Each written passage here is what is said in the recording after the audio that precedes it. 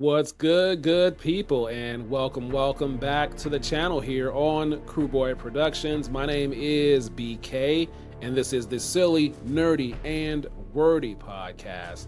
And this is going to be a nerdy note on F1, the movie, starring Brad Pitt and Damison Idris. And all the information I'm talking about today is coming directly from this Blu-ray. What's going on, everybody? Hope everybody is doing very well. And what I'm talking about today is one particular sequence, and that is the crash that happens with the character of Joshua Pierce when they are racing in the rain and he tries to make the turn.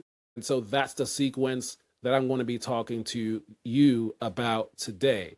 Now, the way this was planned out, so there's a lot of things that happen that go into the final product that we see, and that includes a lot of testing. And so what they did was tested this in terms of how they wanted this to go, which includes a lot of storyboarding and planning. Initially, when they tested this out with no one in the car, of course, with a pressurized ram powered by nitrogen going on a ramp to get the car to go at the height and the distance the way they wanted it to go.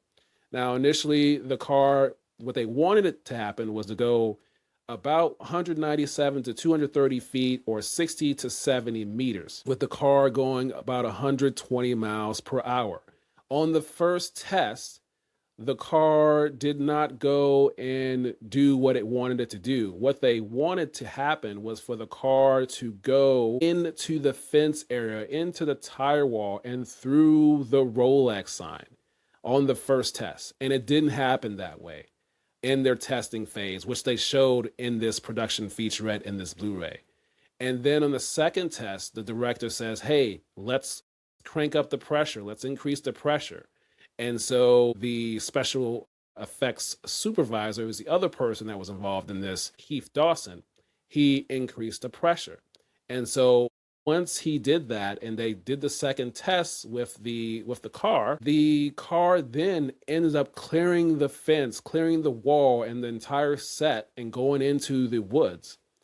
And so ultimately, that is the footage. Of course, they caught it on camera and they were so surprised when it happened. And the director, I'm paraphrasing, but he said, sometimes when you're doing live action filmmaking, you get more than what you ask for. He said something to that effect.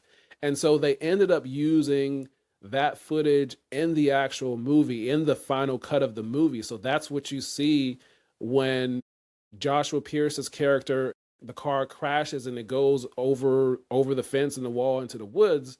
That was not how that shot was supposed to go. And so they ended up using that in the actual movie, in the final cut of the movie, because as many of you may know, when you're doing filmmaking, everything is planned out meticulously months in advance. You have storyboard, and all the different people and parts involved in it, and you plan out every sequence, and then you have to go and film that. And of course, you have to adjust for things in terms of the execution of it. And so that's what happened here.